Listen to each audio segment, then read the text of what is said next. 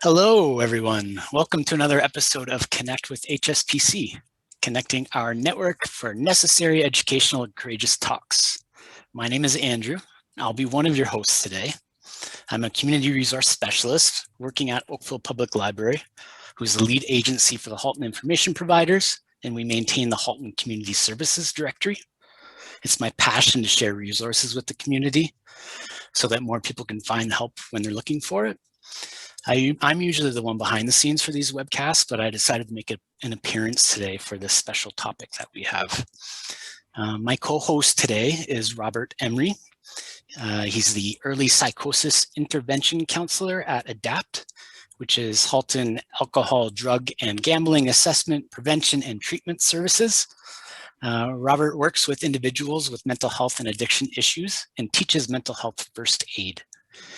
As two of the male members of Halton Suicide Prevention Coalition, we felt it was important for us to be here to host this particular webcast. Our topic today is men and suicide. And joining us today, we have the amazing Akash Asif, External Relations Director at the Center for Suicide Prevention. Thank you, Akash, for taking the time out of a really busy month to be here with us today.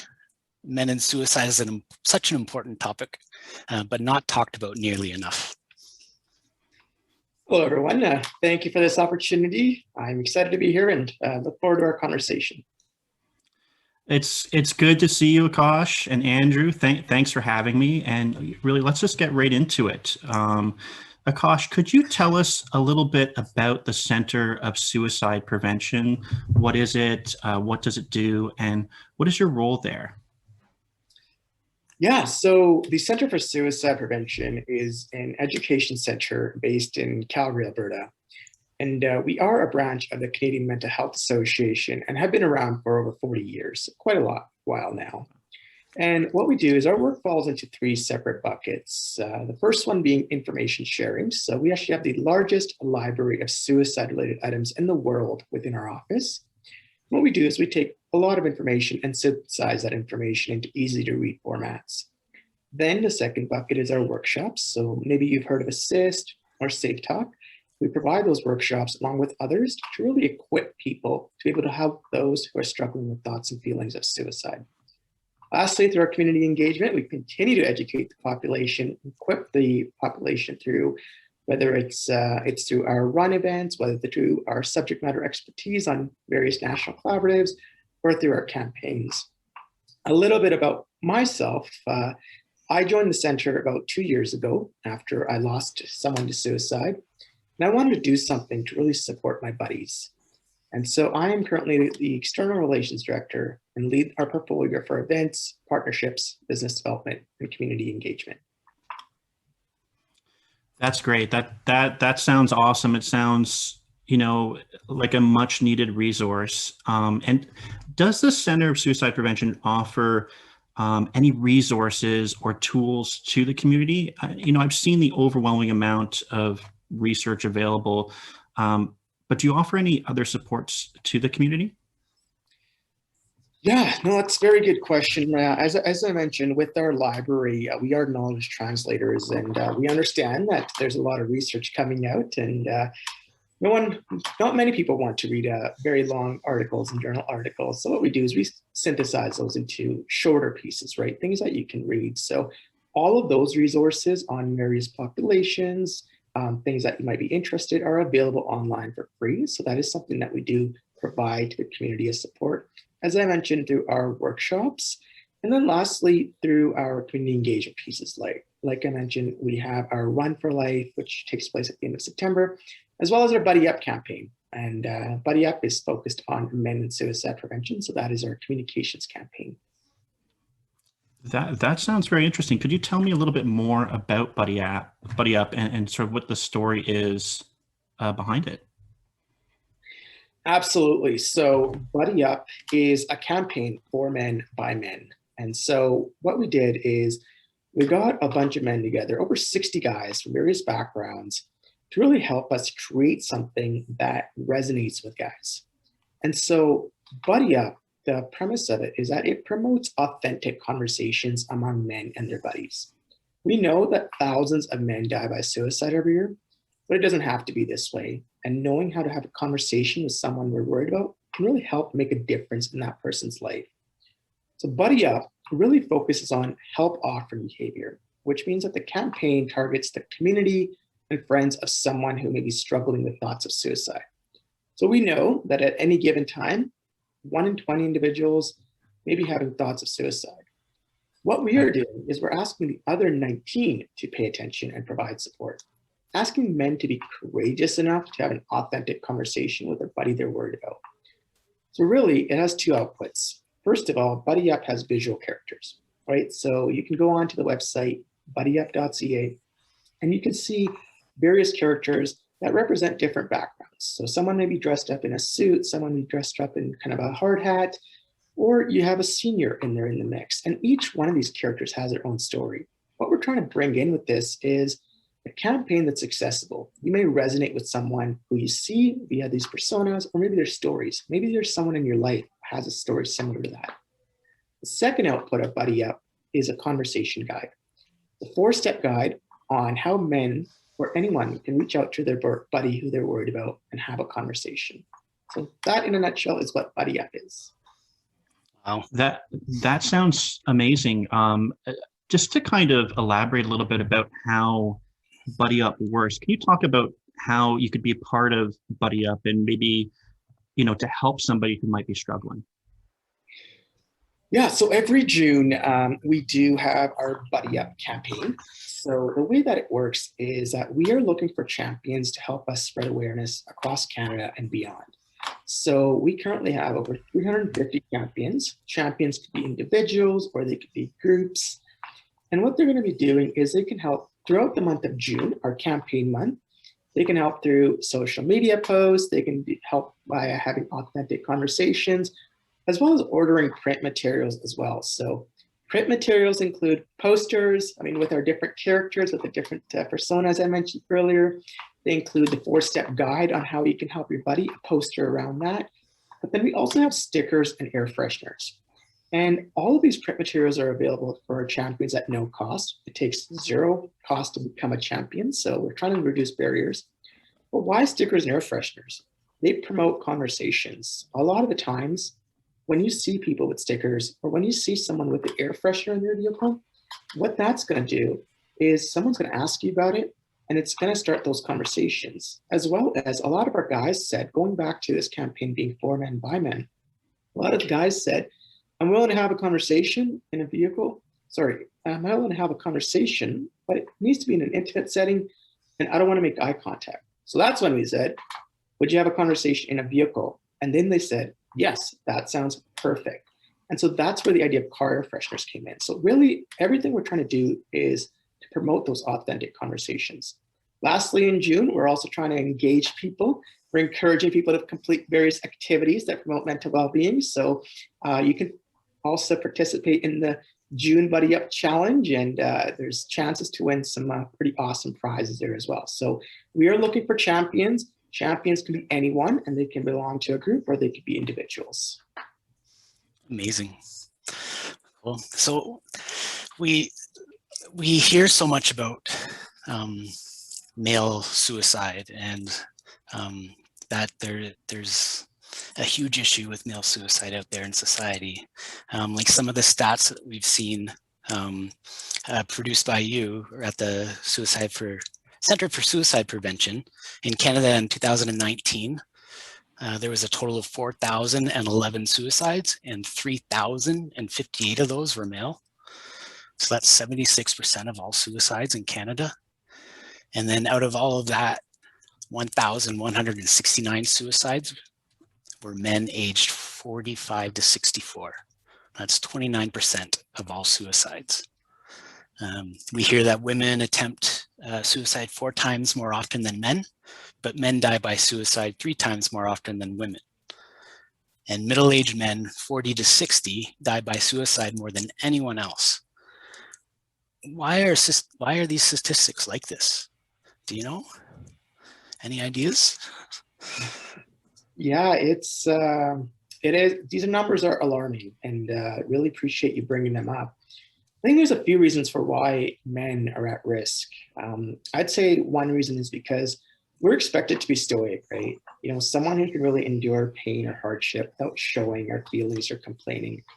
We're told that weakness will diminish our manhood. I mean, growing up, the amount of times I've heard things like grow some balls or man up or become a man, all these things that we're told because people don't want you to necessarily show feelings or emotions. And so there's this expectation that we'll just persevere through adverse situations. You know, we'll just chug along, just get it going, keep going, and things will get better. And so due to these expectations, men become less likely than women to seek help when they are struggling. And so that's another reason for why it's important to offer help and not wait for people to seek out for it themselves.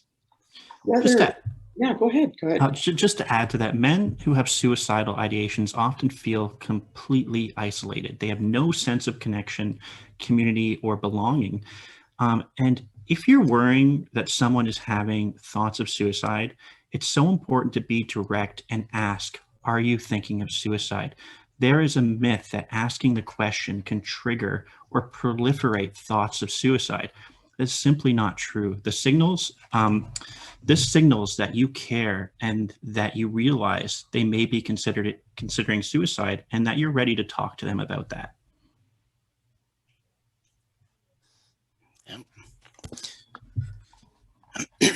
So stigma, right? Stigma has been around for a long time when you talk about the mental health world, mental illness world. Does stigma play a role in male suicide, male mental health? I would 100% say so. I think for me, going back to just these conversations when we initially started to talk about this Buddy Up campaign with our men, I remember having a breakfast event to really get us going and to really start talking about why this is happening. We showed the stats to people from all around the spectrum, individuals who maybe who already knew or people who are brand new to these statistics. And I remember some of the comments that we got from there were alarming. I mean, we spend upwards of 60 to 70% of our working hours at work. And the way I see stigma playing a role is a lot of men said, if I'm struggling with thoughts of suicide, I'm not going to tell anyone, because if it's between me and the other person for this promotion that's going to happen here, I don't want to lose out on my opportunities here.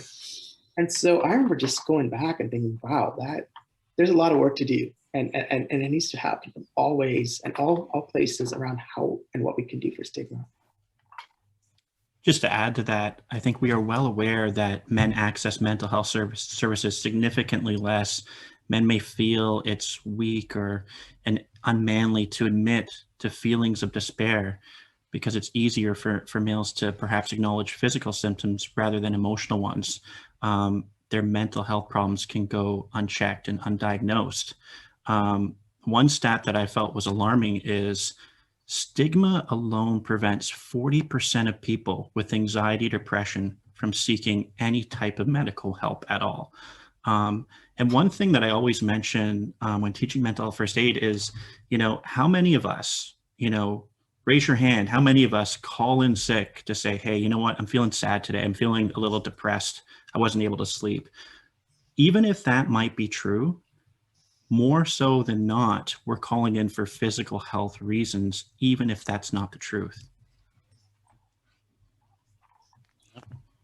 I've been known to come up with a physical ailment to cover up for my mental ailments for calling in sick before. Mm-hmm. Like you feel so guilty for doing it, right?